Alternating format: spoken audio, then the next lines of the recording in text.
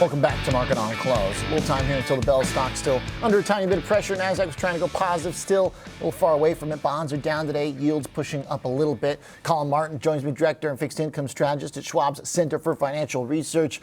Collin, we were kind of debating at the top of the show whether or not any of the data, whether or not any single Fed speaker can move the needle after the display we saw from the FOMC. What do you think?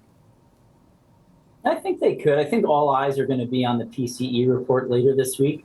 But I do think we can see some volatility as we get a number of Fed speakers. We got one today who talked about the idea of a cautious approach. And then we even got last week, Raphael Bostic, suggesting that he only sees one rate cut.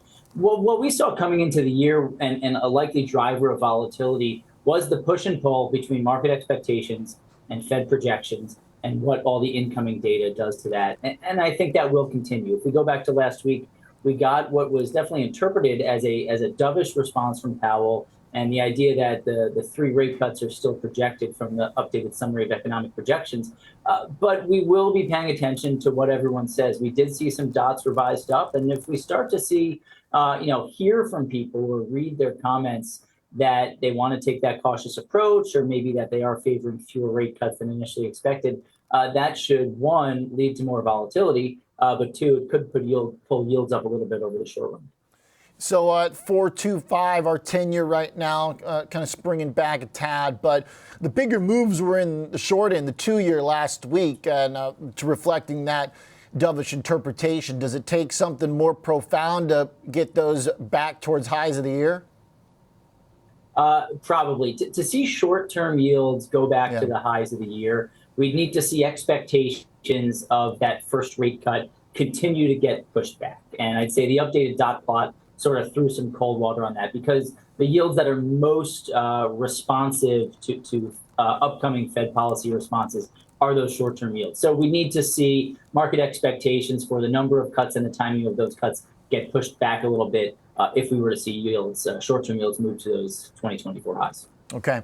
Our yield curve basically been stuck at that 10s to 2 spread for months now. Does that at least give us some comfort that recession is not looming immediately, that we'd have to see a good bit of data start to turn? Does it seem like that threat is reduced as well right now?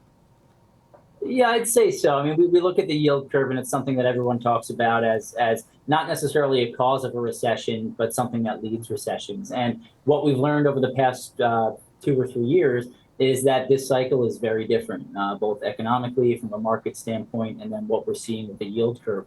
The yield curve is still inverted, and that suggests, if you look at the historical data, that maybe a recession's on the horizon, but we haven't necessarily changed our view. We think a recession continues to get pushed back, and if anything, we expect the yield curve to steepen this year and uninvert, and we expect short-term yields to be the key driver of that. We expect short-term yields to fall once we get closer to those rate cuts. And the 10-year Treasury yield, we're sticking with our view that we think fair value is in the 3.5% to 4% range.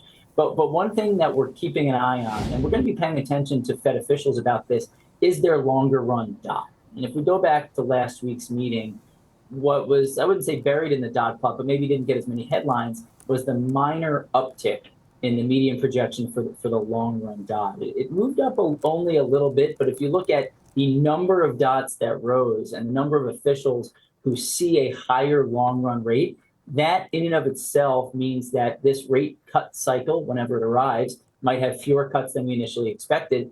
And that kind of can put a floor on the 10-year Treasury yield and supports the case for it to be a little bit higher for now. Okay.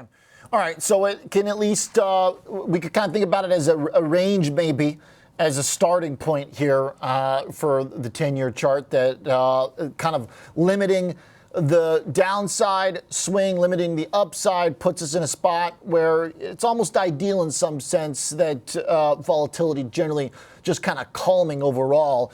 When you look at credit, does it look as euphoric as markets, Collin? Does that show any risk, or how much of that is tied to the duration move?